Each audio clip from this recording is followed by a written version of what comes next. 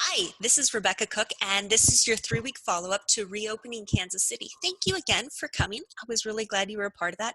And I want to remind you about some of our key concepts from that presentation. And I also want to update you about what's happening in Kansas City around COVID-19. So this is, again, your update on EPI and also a little bit on leadership. So in Kansas and in Missouri both, we have had an increase in cases as expected. In Kansas, we've had about 2,500 extra cases since we met 3 weeks ago, and in Missouri, there's almost 4,000 new cases. You can see our 3-week ago date and then our numbers today. In the United States, we have almost 500,000 new cases since we met 3 weeks ago. Also in the United States, we had just hit 100,000 deaths, and now we are at 120,000 deaths here in the United States. Both Kansas and Missouri are still under emergency and disaster orders. They've been extended. Both of those ended in mid-June, and they've been extended. In Kansas, it's been extended until mid-September, and in Missouri, it's been extended until the end of December. So just a reminder that even though there's so many things happening right now, COVID-19 is also still happening. It's still with us. It's still around. It's still impacting our community. So projected deaths by the end of September in the United States, the expectation is we're going to hit almost 200,000 deaths. And in Kansas, we're going to have only about 420 is the expectation. In Missouri, it's almost 1,700. And this is from the MARC database, and this gives you kind of an ongoing picture of the expectation. The United States is in black. We had our first curve, which we would call our first wave. Missouri is in purple, and Kansas is in red. And so what you see in this graph is we've had a first curve, it's gone up, it's come down, and then it's going to keep going. So there's new cases, but there's not a whole lot of big increases. But it's expected to go until we have herd immunity or we have some sort of vaccine. And both of those are still a while away. So we're going to see a continuation of both infections and also a death rate that continues over time. And so a reminder that this is not just the flu virus. These are weekly number of deaths from the United States from 2017 all the way to 2020. This is a weekly report that the CDC puts out. All of these that are above the orange line, that orange line is the expected number of deaths. The pluses are deaths that are exceeding that rate in the entire United States. Now, you might say, but I don't see that around me. Well, you're right. If you're in Kansas, we've actually not hit that threshold of greater than expected deaths. In Missouri, it's exceeded that number, but not nearly as high as it was in the rest of the United States. The rest of the United States was really driven by the northeast. So we don't see that quite as much, but there's still a higher number of deaths than what would be expected. This is not just the flu. Please keep that in mind, not just the flu. You can Google CDC excess death rate and get these same graphs.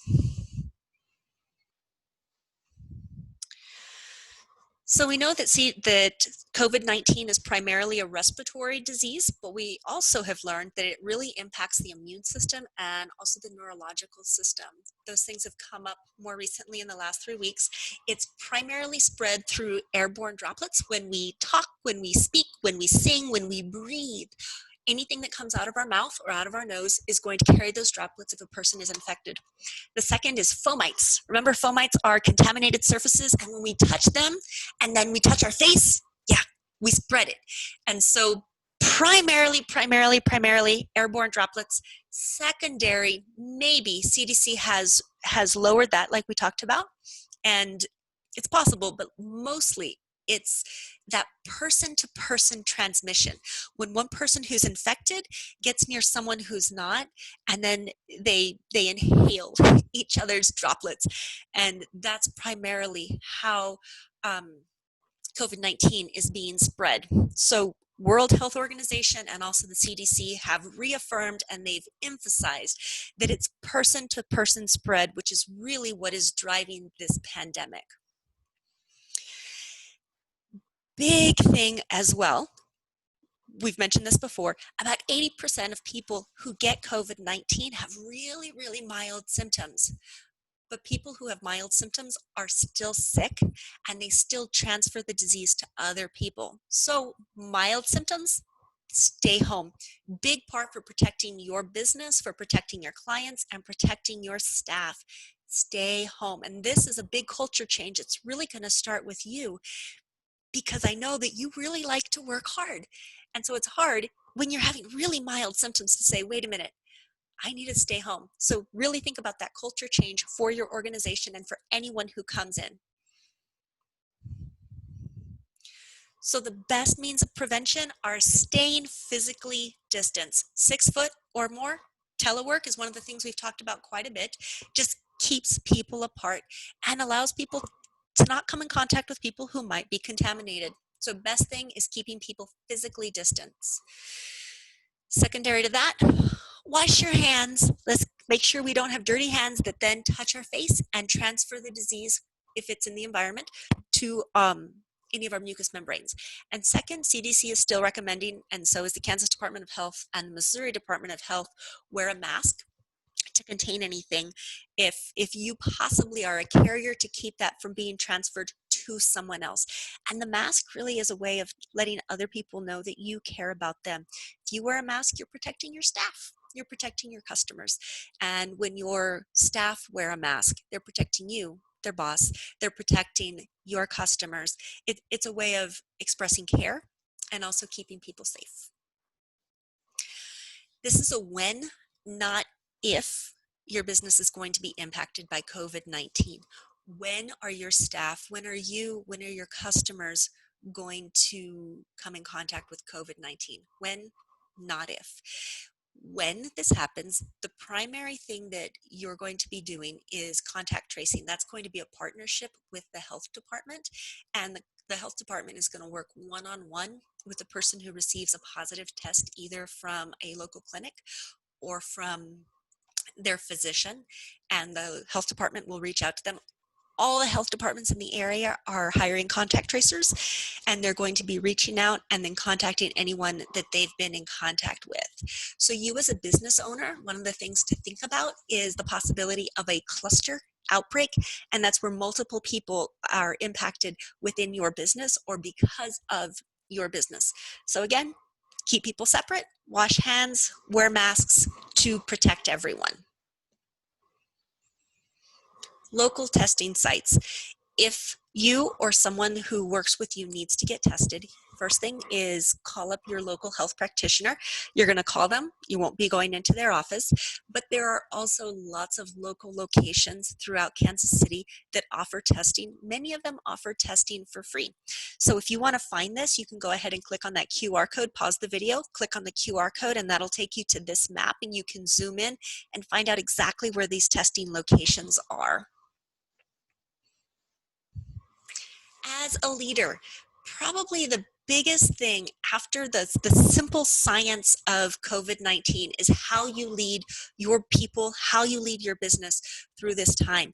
Communication is key. You want people to know that you care about them and you're protecting them. You care about them and you're protecting them. So communicate what you're doing and what your plans are so that they know. Secure workers are going to be much better workers. Your business will thrive when you communicate, listen to people's needs, and plan ahead. So much of this is unknown when things will happen, but you do know what is going to be happening. And we talked about that in the presentation. So I look forward to hearing what you're doing with that. So follow up. We talked a lot about policy, and by now, 3 weeks later, I hope your policies are in place, and more than that, I hope you are using them really around what you do when someone is sick and how you assess when someone is sick, making sure you change some of your organizational culture, working from home so people do not come in contact with one another, and then also how you're cleaning your building. So those are some of your big things that need to be in place by now, 3 weeks after we talked. Look for opportunities. opportunities are not over. In fact, there are so many opportunities right now that if you keep your eye out, I'm curious to hear how your business is going to pivot to take part in these new opportunities. So go ahead and contact me. I'd love to hear from you if you need a leadership coach during this time to figure out how to make it through or how to pivot or what to do. Or if you're still confused about what to do in your business, I'm an epidemiologist. I'm available for public health consultations for your business. Go ahead and connect with me on LinkedIn as well. Looking forward to visiting, and thank you again for coming to the presentation. Listen to more from the Women's Business Center, and this is Rebecca Cook with Greenboat Coaching, and I look forward to working with you again in the future. Take care.